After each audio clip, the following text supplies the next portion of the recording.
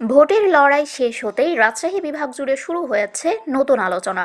রাজশাহী অঞ্চলের কোন কোন নবনির্বাচিত সংসদ সদস্য মন্ত্রিসভায় জায়গা পেতে পারেন তা ঘিরে রাজনৈতিক অঙ্গনে চলছে হিসাব নিকাশ।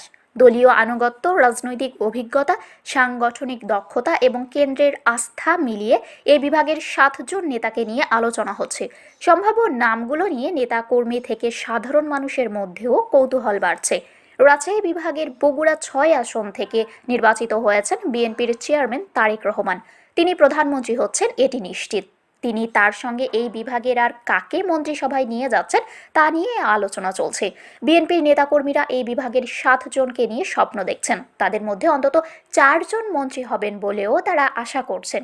নেতাকর্মীদের সঙ্গে কথা বলে জানা গেছে, মন্ত্রিত্বের জন্য রাজশাহী 2 আসন থেকে নির্বাচিত চেয়ারম্যানের উপদেষ্টা মিজানুর রহমান মিনু, নাটোর 1 আসন থেকে নির্বাচিত ফারজানা শারমিন পুতুল, নাটোর 2 আসনের রুহুল কুদ্দুস তালুকদার দুলু, সিরাজগঞ্জ 2 আসনের ইকবাল হাসান মাহমুদ টুকু, পাবনা 5 আসনের শামসুর রহমান শিমুল বিশ্বাস, বগুড়া 5 আসনের গোলাম মোহাম্মদ সিরাজ ও জয়পুর 2 থেকে নির্বাচিত আব্দুল বারী রয়েছেন আলোচনায়।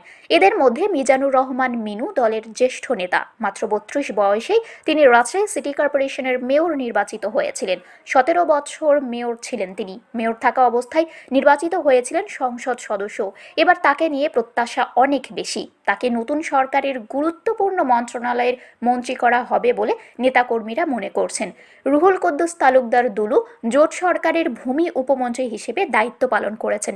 বিএনপির বিভাগীয় সাংগঠনিক সম্পাদকও ছিলেন, কিন্তু পরবর্তীতে বিভাগীয় সাংগঠনিক সম্পাদক থেকে বাদ পড়ে যাওয়া নিয়ে একটি অনিশ্চয়তা রয়েছে।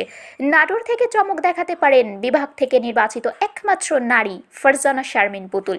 বিএনপির নির্বাচিত নারীদের মধ্যে সর্বকনিষ্ঠ পুতুল প্রয়াত যুব ও ক্রীড়া প্রতিমন্ত্রী ফজলুর রহমান পটলের মেয়ে। তাকে নিয়েও স্বপ্ন দেখছেন এই অঞ্চলের বিএনপির নেতাকর্মীরা। এই বিভাগ থেকে মন্ত্রিত্বের দৌড়ে এগিয়ে আছেন বিএনপির স্থায়ী কমিটির সদস্য ইকবাল হাসান মাহমুদ টুকু এবং প্রয়াত চেয়ারপারসন বেগম খালেদা জিয়ার বিশেষ সহকারী শামসুর রহমান শিমুল বিশ্বাস।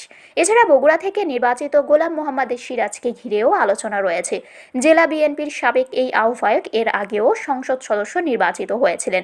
তাদের বাইরে জয়পুরহাট 2 আসন থেকে নির্বাচিত আব্দুল বারীকে ঘিরেও আলোচনা রয়েছে।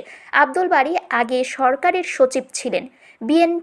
বিএনপি মনে হওয়ার কারণে আওয়ামী শাসনামলে তাকে বিশেষ ভারপ্রাপ্ত কর্মকর্তা করে রাখা হয়েছিল।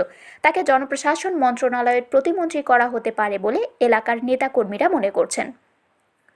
রাজশাহী বিভাগের সব জেলা থেকেই মন্ত্রী দেওয়ার দাবি দেখা যাচ্ছে। নেতাদের অনুসারীরা এই ব্যাপারে ফেসবুকে প্রচারণা চালাচ্ছেন। তবে পিছিয়ে পড়া রাজশাহীর উন্নয়নের জন্য এখানে মন্ত্রী দেওয়ার দাবি একটু বেশিই দেখা যাচ্ছে। দল মত নির্বিশেষে সবাই রাজশাহীতে মন্ত্রী চাচ্ছেন।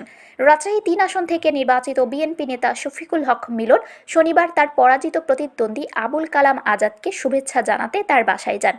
এ সময় জামায়াতের এই নেতা মিলনের হাতের উপর হাত রেখে অনুরোধ করে বলেন, পিছিয়ে পড়া রাজশাহীর উন্নয়ন করতে হবে, এজন্য মন্ত্রী দরকার। আপনারা রাজশাহীতে মন্ত্রী আনেন। রাজশাহীতে মন্ত্রী মানে রাজশাহী 2 কিংবা রাজশাহী 3 হতে হবে, তাহলে এই অঞ্চলের উন্নয়ন হবে। তা না হলে রাজশাহীর মানুষের আকাঙ্ক্ষা পূরণ হবে না। রাজশাহী জেলা কৃষক দলের আহ্বায়ক শফিকুল আলম সমাপ্ত বলেন, নির্বাচনের পর এখন কে সরকারের মন্ত্রী হবেন তা নিয়ে চুলচেরা বিশ্লেষণ চলছে। আমরা শুনেছি কেউ কেউ ইতোমধ্যে ঢাকায় ডাক পেয়েছেন, তারা ঢাকায় গেছেন। এই বিভাগে আমাদের সবচেয়ে বেশি প্রত্যাশা মিজানুর রহমান মিনুকে ঘিরে। তিনি সিনিয়র নেতা, দীর্ঘ সময় সিটি মেয়র ও এমপি ছিলেন। সেই হিসেবে স্থানীয় সরকার বিভাগ নিয়ে তার অভিজ্ঞতা অনেক বেশি। তাকে এবার স্থানীয় সরকারের পূর্ণাঙ্গ মন্ত্রী হিসেবে দেখতে চান রাজশাহীর মানুষ। শারমিন শিমু, বরেন্দ্র টেলিভিশন।